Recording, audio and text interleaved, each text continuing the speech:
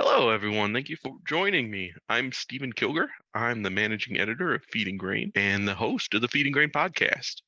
Today, we have a great episode for you. James Minter, a professor and extension economist for the Department of Agriculture Economics at Purdue University, has joined me today to talk about the Ag Economy Barometer. If you don't know, the Ag Economy Barometer from Purdue University and CME Group is a snapshot on how producers in agriculture are feeling at any given time throughout the year. They ask producers a series of questions about the ag economy and produce a monthly report going over how they're feeling. And it gives you kind of a good understanding about how the ag economy is looking at any given moment. So, without any further ado, thank you so much for joining me, James. How are you today? And how are you? I'm doing all right. How are you? Good. Thank you so much for agreeing to talk with me this morning. Can you tell me a little bit about yourself? So I've been on the faculty here at Purdue since 2009. Prior to that, I was on the faculty at Kansas State for over 20 years. Grew up in Missouri. Our family farmed corn, soybeans, and wheat in the river bottoms just outside of St. Louis. Got two of my degrees here at Purdue, bachelor's and master's here at Purdue, and then a PhD at the University of Missouri before I went to Kansas State. So Wow. So you're well qualified to speak on that. I've been in ag my whole life, that's for sure. The Ag Economy Barometer has just been one of my fascinations for the last couple of years now. I get your monthly press release on how it's doing and covered it a few times for our readers. But would you mind telling me a little bit about the history of the Ag Barometer? Where did it come from? What was kind of the genesis of this project? Yeah, so that's a great question. So the genesis of the project was really instigated by the CME group, and they really looked at the fact that there was no kind of a sentiment measure for US agriculture.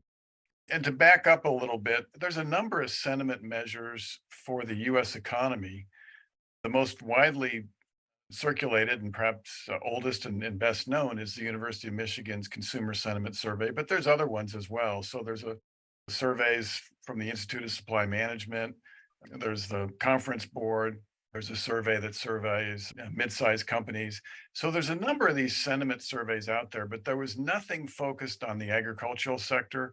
And more specifically, there was nothing focused on the ag producer sector.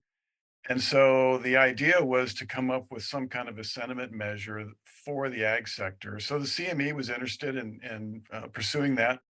They solicited proposals from a number of institutions. We were one of the ones that were solicited, and we submitted a proposal and was accepted. And our proposal was to emulate what the University of Michigan had done on the consumer sentiment side and apply that to the agricultural sector and the ag, more specifically the ag producer sector. So that was the genesis. That was the idea, was to do something in the ag sector that kind of mirrored what Michigan had been doing for decades on the consumer side, and just see how it turned out. And we had no idea when we started how this would turn out, but it's turned out to be quite interesting. As producers go, a lot of the ag economy goes because they're the biggest section of it. Because we get that question sometimes about like, well, why do you guys cover so much producer stuff? And really, it's because well, producers are they are the bedrock of our industry. And even though we're one layer removed, it's really important that for us to kind of understand where they're coming from. Well, they're the drivers of change. So as you think about your sector that you're trying to cover, the folks that you work with are dependent very heavily on the decisions that producers make with respect to what they do with respect to crop acreage, input usage. On the livestock side, obviously livestock numbers, livestock output. So the fundamental decisions in the sector are being made at the producer level, and then other layers of the industry have to kind of respond to and anticipate the changes that are going to take place at the producer level. Yeah, even if it's how much storage am I going to have to allocate towards soybeans this year versus corn, or something as basic as that, you have to know it before the crop arrives at your doorstep, ready to be stored. So, can you tell me a little bit about how you guys go about gathering the opinions, the feelings of producers? What kind of data are you looking for, and is it a phone call, a survey? What do you do to gather that information? Yeah, so the structure is based on the idea that we're focused on commercial scale producers. The ag sector, if you look at the USDA data, they report a huge number of farms, but It turns out that a relatively small percentage of those farms actually produce the bulk of the nation's food. So we target our surveys at those producers who really do produce the vast majority of US production. So to do that, we use a stratified approach to our survey. So we focus our surveys on producers who have an estimated gross farm income of $500,000 and up. And that's not terribly large by today's standards, but it's large enough that those folks are paying attention to the ag sector. It's an important source of their family's farm income and their family's total income. It might not be their sole source of income, but it's an important source. And so, from that standpoint, they're really focused on the business of agriculture. And those are the folks that we're trying to talk to. The second thing we do is we focus on the producers of the major commodities. So, on the crop side, we focus on people that have a corn, soybean enterprise, a wheat enterprise, and a cotton enterprise. And on the livestock side, we focus on people that have a beef enterprise, a pork enterprise, or a dairy enterprise. The main groups that we do not try and target are producers of specialty crops and specialty livestock products. Some of those folks wind up in our survey, but it's because they also produce one of those major commodities. So, in that sense, it really is representative of the vast majority of commercial production in the U.S. And we work with a large database. I think a lot of your listeners are probably familiar with this. That there's several providers of large databases of U.S. farmers. We work with one of those, and it is a phone-based survey. And then the survey is scaled in a way that we use the US Census of Agriculture to further identify the demographic mix that we want to be representative of US agriculture. So we have targets for each of those enterprises in the monthly survey, minimum percentages we want to hit. So, for example, every month, at least 53% of the people in the survey have a corn or soybean enterprise, and so on down the line. So we have those demographic targets that we hit. And looking at the sampling and look at the accuracy that we're shooting for, we aim for a plus or minus 5%. It turns out that given the relatively small number of producers that are in our target market, we're able to do that with a phone survey of 400 people each month. And the one thing I guess I want to clarify, there's probably when I make presentations on the barometer, I think there's always some confusion about this. We don't talk to the same 400 people every month. We're randomly pulling names from that large database and ensuring that we meet the demographic targets. So the way we maintain consistency from one month to the next is by holding those demographic targets in place. That's how we maintain the comparability. So you can compare one month to the next and 1 year to the last and so on down the line. That's how you maintain the comparability. So we don't do it's not a panel, in other words. I think a lot of people, when they first hear about the barometer, they think it might be a panel. It's not a panel. We're talking to different people every month. And in fact, if you get a phone call from us this month, you're pulled out of the database and we promise not to call you back for at least a year. So in other words, you're extracted from the database. So we don't burn people out in that sense. I guess you're not going to get hit with this multiple months in a row. So Well, it also keeps you guys from being getting the same opinions month after month, right? yeah, I mean, there's lots of there's good things about doing panel surveys and there's bad things about panel surveys. My personal experience is you burn people out pretty quickly. There's not very many people that really want to respond to a survey every single month.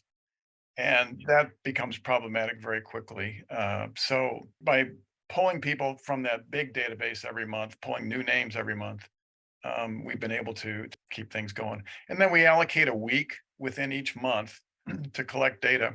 And we always publish that in the opening paragraph and say what week the data was collected.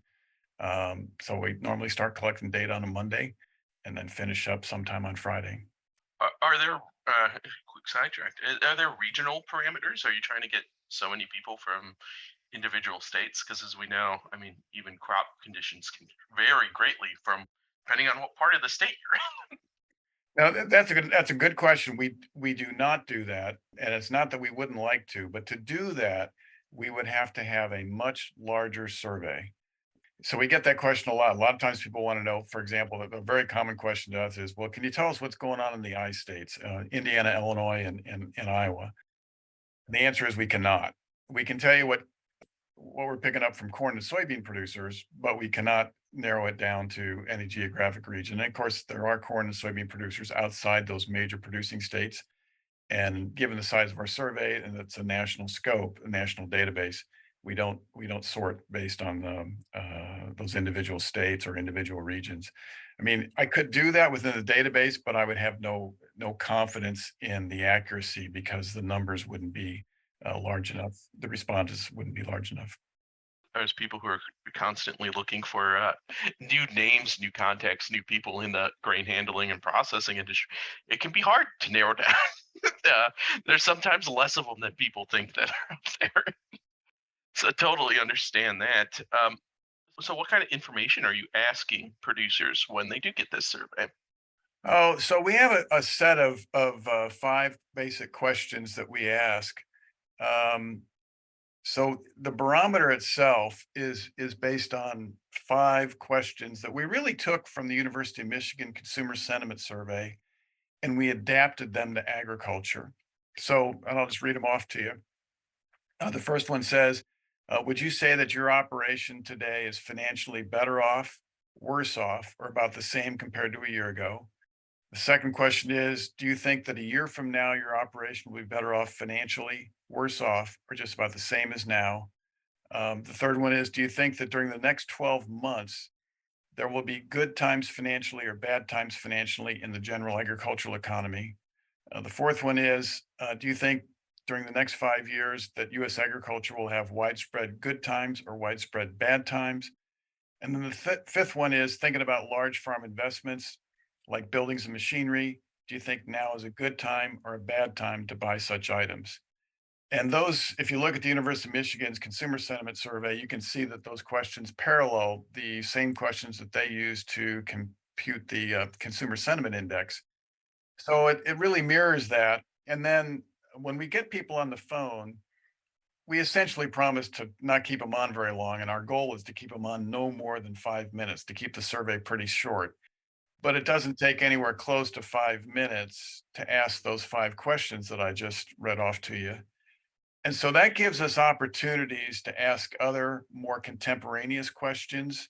So we can delve deeper into things like farmland values, what's taken place with respect to changes in their cropping operation, interest in, for example, cover crops.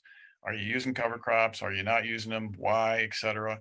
So we ask a lot of those kind of more contemporaneous questions to kind of dig a little deeper into what's going on and what people are thinking about, what they're worried about. So one of our challenges every month is to think about what additional questions do we want to ask. And now that we've been doing it for several years, we always look at what we did this time last year and try and build some continuity there with respect to what kind of change are we picking up this year versus last year.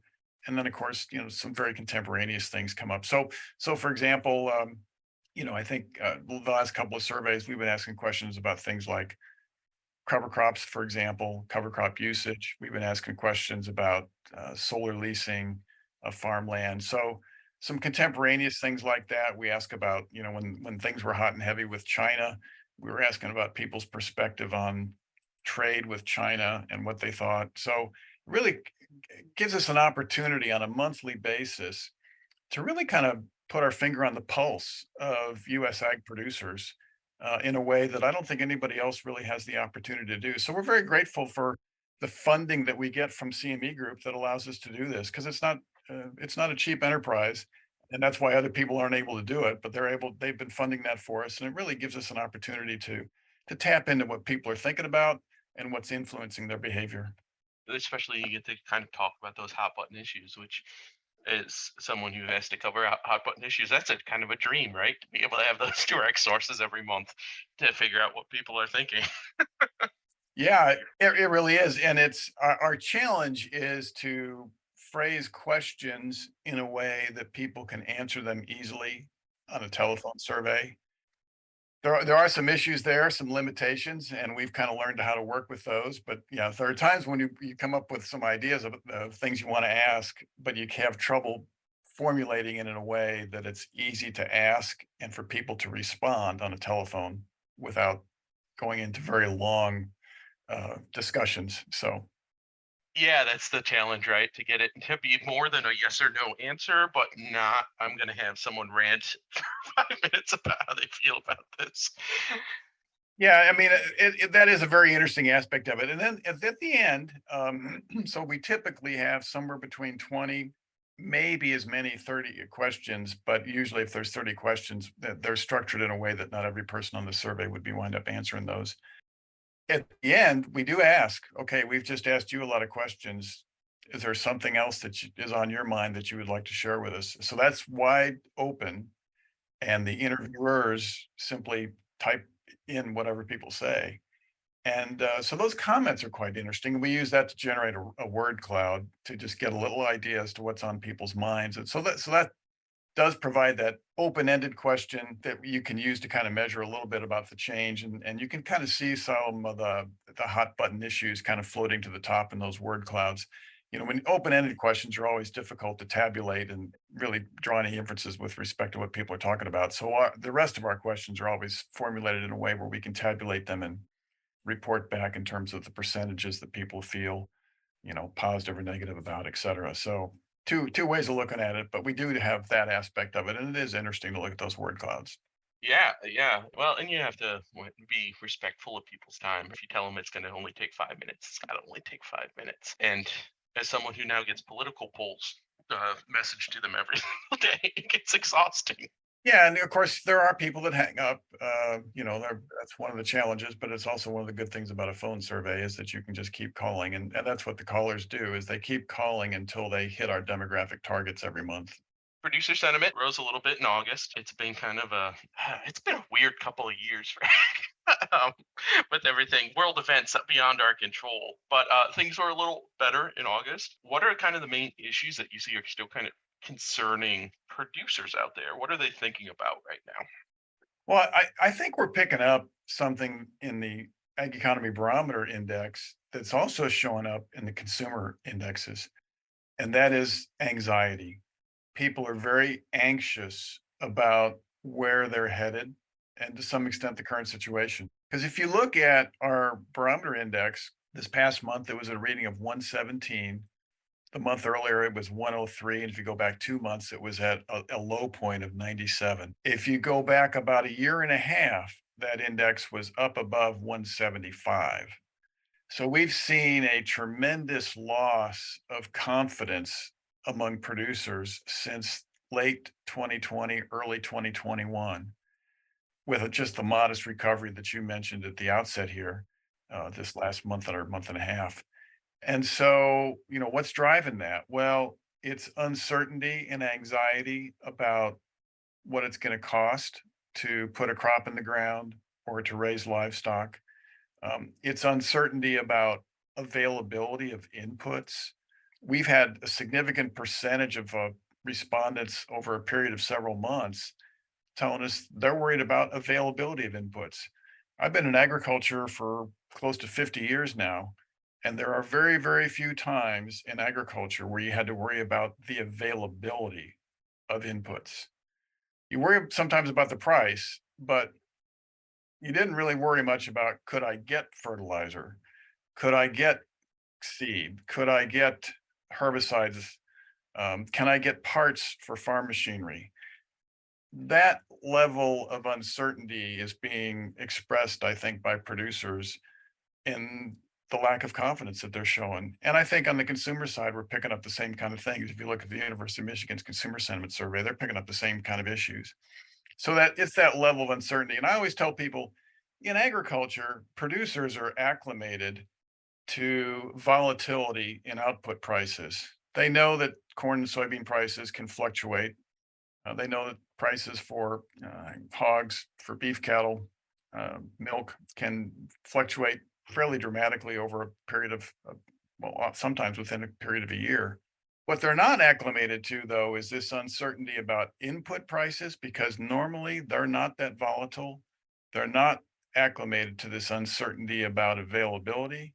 And then more recently, I guess we'll see on upcoming surveys, but I suspect we're starting to pick up a little bit of concern about interest rates. And on our last survey, it wasn't a big deal, but it was starting to show up a little bit. I think that'll be an issue going forward. So that's really what's making the sentiment weaker than you might expect, given the fact that especially for crop producers, especially for corn and soybean producers, which are a large portion of our survey, 21 was a very good year. 22 is going to be a pretty good year for most of those folks.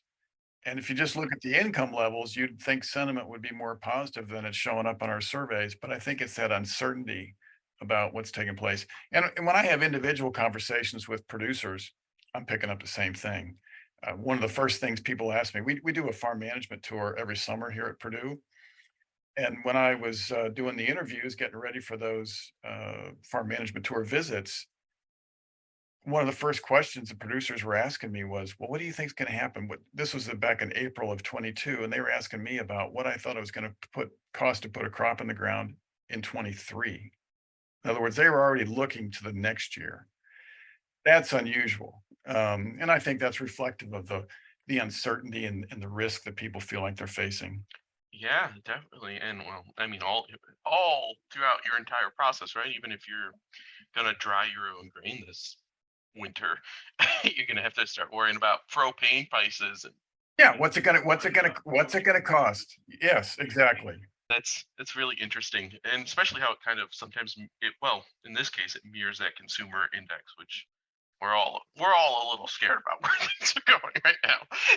Anxiety is almost universal. Yeah, if you look at the commodity markets, for example, I mean, I open up my email in the morning like a lot of producers, and I get several different emails kind of summarizing what happened overnight in the commodity markets. What are the opening comments about? They're about what's going on in Ukraine, right? What's the status of the war? What's Putin going to do or not do? Is the Black Sea open or not open? These are not things that we normally worry about, but we are now, right? And I think that's showing up in our surveys. When it used to come to like Black Sea grain trade, no one really wasn't huge. It wasn't on everyone's mind, but now, yeah, with that war, it seems to be the half the headlines you see now about commodities and commodity prices are based on what's going on in Ukraine. It's part of being in a global economy, right? Is even if technically there's no grain shortage around here, it's still going to affect everything that we do. Well, I think what a lot of us maybe weren't acclimated to was how much more important grain production, especially corn production, coming out of that Black Sea region had become over the last roughly 15 years. 15 years ago, what happened in Ukraine with respect to corn wasn't a big deal. It is now. That's reflective of what's happened over there.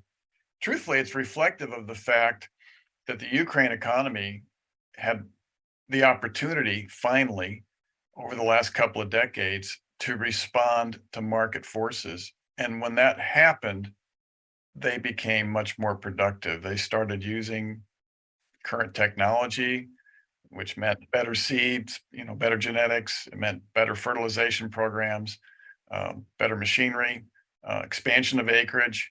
All of a sudden, over the course of about a decade and a half, Ukraine became a major corn producer. Whereas, you go back to like 2006, 2007, they were still pretty small. Are there is there a seasonality with the barometer? So do you find that people tend to get a little more worried in the spring and in the fall during harvest, and then, or is it pretty steady throughout the year? That's a good question. And I'm going to duck it because we don't really have enough data to answer it. Since we've only been collecting data since the fall of 2015, at this point, we just simply don't have enough data, enough observations to really make any kind of definitive statement about seasonality. It is something we're keeping an eye on. My kind of standard response to that question is we probably need at least 10 years of data before I can really say anything about seasonality with any confidence. But it is a question that comes up. I mean, you're not the first person that's asked me that, but we simply need more observations before we can say anything definitive about seasonality. I mean, that's a good scientific answer, right? You want more data, and I understand that because it just in my layman terms, I'd be like, yeah, when I'm paying for the seed, that's what I'm most concerned about. But even in your observations where people are already concerned about 2023, I mean, obviously they are thinking. So I'll have you on again in 3 years, and hopefully we can talk more about it. There you go. What I would say is looking at the data, there might be some seasonality in it. We don't have enough data to answer that question. But our experience has been that exogenous factors, things outside the ag sector that are impacting the ag sector, are seem to be having a bigger influence. I mean, one of the things that popped up, and so we didn't really expect because it was early days with respect to collecting data, was the fact that politics affects the barometer. If you look at the results just before the 2016 election and then following the 2016 election, there was a huge swing in sentiment. And it was clear that presidential election had the impact. We did follow-up questions to figure out, what the change was, and people were telling us things like they expected a more favorable tax policy, they expected a more favorable trade policy, so they expected a more favorable environmental policy. And we saw not quite as large a response, but we saw a response following the 2020 election. So those outside factors influence people's sentiment. And I always tell people it is a sentiment index. It's not a direct measure of people's financial well-being. When we call people up, we ask them, "What do you think?" We don't say, go look at your income statement, go look at your balance sheet. They don't do that. They just tell us how they feel. So it is a sentiment index, and that sentiment index is a little different than saying, well, exactly where you're at financially. We get a feel for where they think they are financially, but we don't actually delve into the mechanics of exactly what does your income statement look like or what does your balance sheet look like. It really is a measure of their sentiment in terms of how they feel about these things.